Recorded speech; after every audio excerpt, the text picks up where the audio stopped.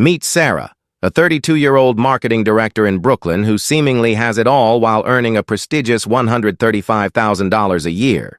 On LinkedIn, she looks like a total rock star, making her parents proud while statistically sitting comfortably in the top 15% of all American earners. But the brutal reality is that her fourth-floor walk-up costs $3,800 a month, totaling $46,000 a year just to have a roof over her head. She pays a fortune for a tiny unit with no dishwasher and clanking radiators, plus a $60 gym membership she is simply too exhausted to ever use. After federal taxes, state taxes, and the relentless city tax, her take-home pay shrinks down to roughly $92,000 before she spends a single dime. Once you subtract that rent and factor in inflated groceries, student loans, and $18 cocktails, the cost of keeping up appearances simply bleeds her dry. At the end of the month, this high-earning director saves almost nothing, running on a treadmill where one stumble means losing absolutely everything. Now let's look at her college classmate Jason, who works in logistics and moved to Knoxville, Tennessee, making $37,000 less than Sarah does. Yet Jason pays just $1,500 a month for a mortgage on a 3-bedroom house that actually comes with a backyard, a garage, and a front porch. Tennessee takes 0 state income tax from his paycheck, while his gas, groceries, and nights out cost a fraction of what Sarah pays in New York. He maxes out his 401k, stacks $2,200 in cash every month, and takes 2 vacations a year without ever putting them on a credit card. Sarah commands a higher salary, but Jason is building real net worth because he isn't losing half his income to the cost of mere existence. This isn't a glitch. It is the zip code tax, the silent killer of financial futures that keeps you broke no matter how hard you grind. Here is the secret that HR departments and corporate recruiters pray you never figure out. A dollar is not a fixed unit, but an elastic one. It literally stretches or shrinks depending entirely on where you stand when you spend it, changing the rules of the game without you even noticing. We are trained to look only at the salary. But $100,000 in Manhattan represents a completely different financial reality than $100,000 in Memphis. The gap isn't just a few percentage points. It is a massive chasm that fundamentally changes what your hard-earned money can actually do for you. According to recent economic data, the cost of living in Manhattan is roughly 125% higher than the national average. Meanwhile, cities like Knoxville or Indianapolis sit about 15% below that average, creating a massive disparity in what you actually pay for existence. When Sarah spends her $135,000 in New York, her effective purchasing power is equivalent to someone earning just $60,000 elsewhere. She is working a high-stress, high-status job, yet she is living a middle-class lifestyle that borders on struggling because her money simply evaporates. Jason, however, lives in a market 15% cheaper than average, so his $98,000 salary has the power of $125,000.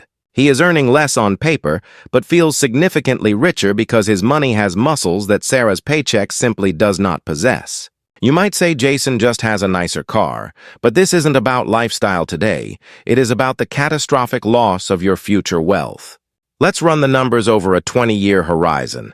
Sarah scrapes together $300 a month, while Jason easily tucks away $2,200. Fast forward 2 decades, and while Sarah has managed to build a modest nest egg of $176,000, Jason has $1.3 million. Look at that gap closely.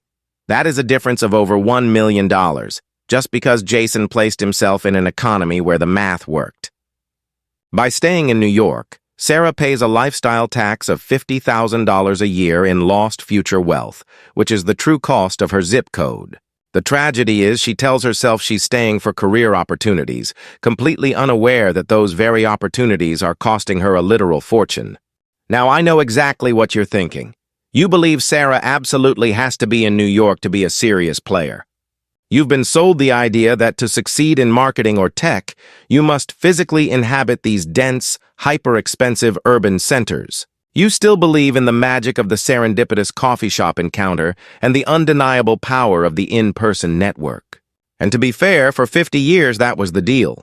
You paid the exorbitant rent, and the city gave you a career. It was a steep fee, yes, but it was viewed as an investment in a trajectory that simply wasn't available in places like Tennessee. But here is the uncomfortable truth that traditionalists refuse to accept. That deal has officially expired, and it is never coming back.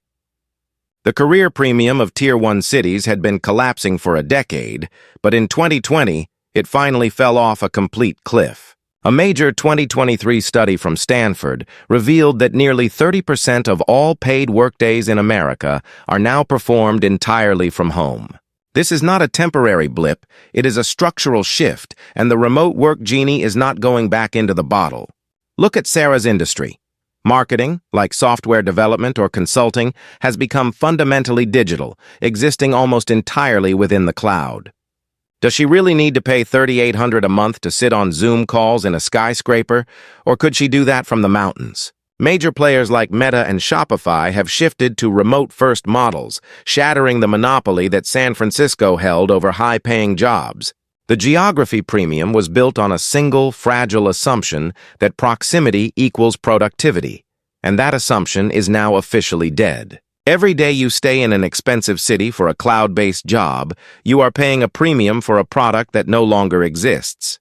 It is exactly like paying for a landline telephone in the age of the iPhone, a legacy tax for an outdated operating system. The smartest workers have already realized this, decoupling their income from their location to turn the math from interesting to life-changing.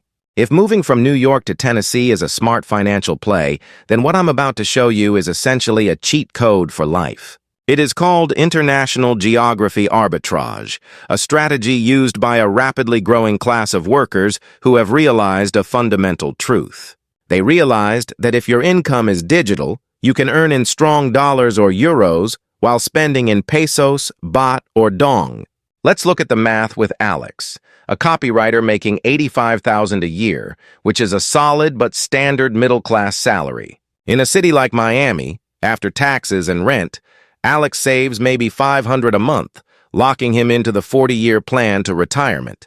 But if Alex takes that remote job to Mexico City, a luxury apartment in a trendy neighborhood like La Condesa costs just $900.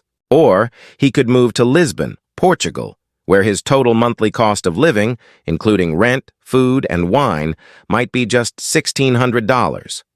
Or he goes all in on Da Nang, Vietnam, living like a king by the beach with weekly massages for under $800 a month. Let's stick with the Vietnam example. On his salary, Alex takes home $5,500 a month, but his total expenses are just $1,000. That means he is aggressively stacking cash, saving $4,500 every single month, which is a mind-blowing savings rate of over 80%. In one single year, Alex saves $54,000, an amount that would have taken him 9 years of grinding in Miami to achieve. By moving, he has literally compressed time, buying back decades of his life so he can hit financial independence in under 10 years. And the people doing this aren't just crypto bros, they are accountants, project managers, and legal consultants who simply looked at the menu. They are normal people who realized they could order the financial lobster for the price of a hamburger just by changing the restaurant. You don't need a promotion or to invent Facebook. You just need the courage to board a plane and use this ultimate leverage.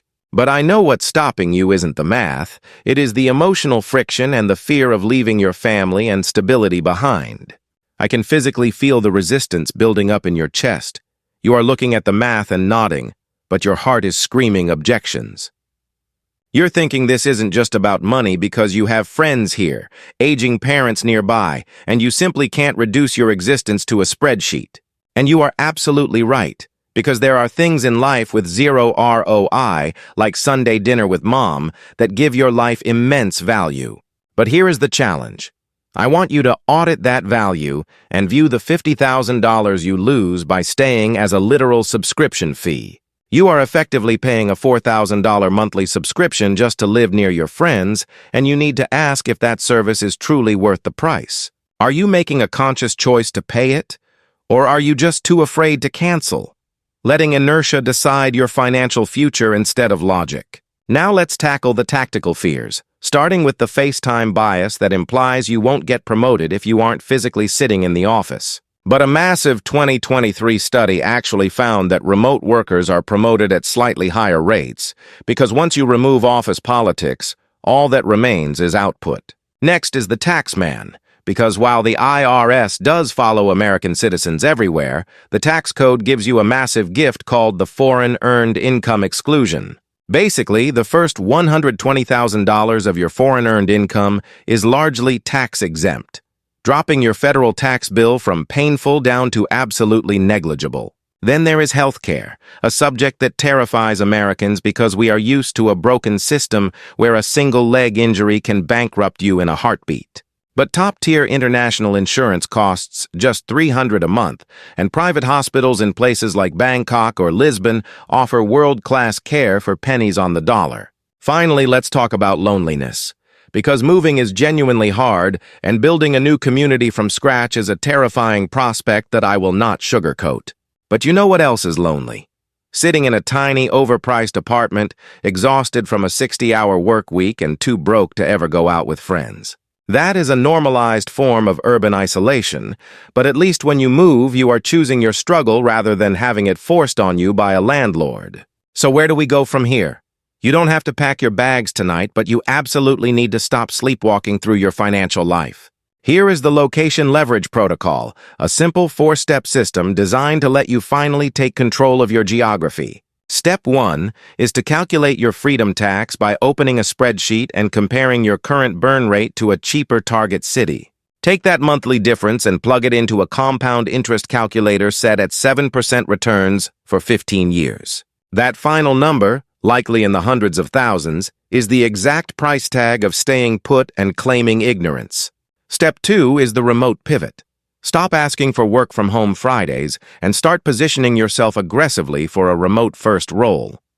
Prioritize remote flexibility over a salary increase because a flat salary move to a cheaper city is effectively a massive raise. Step 3 is the 1-month pilot, where instead of selling your house immediately, you simply test the waters with a trial run. Work from an Airbnb for 30 days to see if you miss the culture or if you are too busy enjoying your disposable income. Step 4 is the time machine projection, where you ask yourself, if I move now, how many years sooner can I stop working?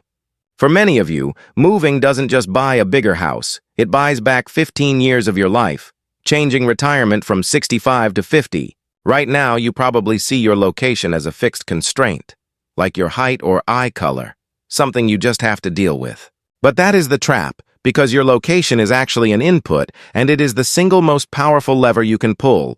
It is hard to double your income or cut spending, but changing geography is a multiplier that fixes the entire equation overnight. Let's go back to Sarah and Jason. They have the same degree and the same drive, but their futures look completely different. 20 years from now, Sarah will still be grinding and stressed, while Jason will be owning his time, fully funded and free. The difference wasn't IQ or luck, it was simply the decision to stand on fertile ground where the math worked in his favor. Your zip code is not your destiny, it is a choice you make every morning, whether you realize it or not. So stop paying the tax and start building your freedom, because I spend way too much time obsessing over this so you don't have to. If this video made you rethink your lease, hit that like button and subscribe, and I will see you in the next one.